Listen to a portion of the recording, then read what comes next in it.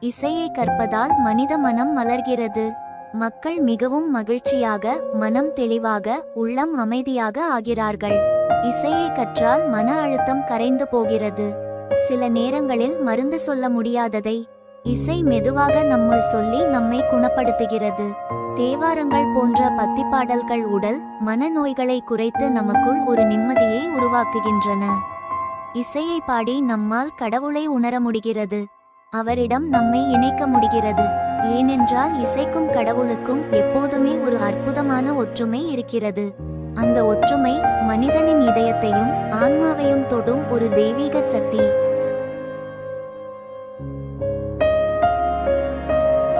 இசையை கற்பதால் மனித மனம் மலர்கிறது. மக்கள் மிகவும் மகிழ்ச்சியாக, மனம் தெளிவாக, உள்ளம் அமைதியாக ஆகிறார்கள். இசையை கற்றால் மன அழுத்தம் கரைந்து போகிறது.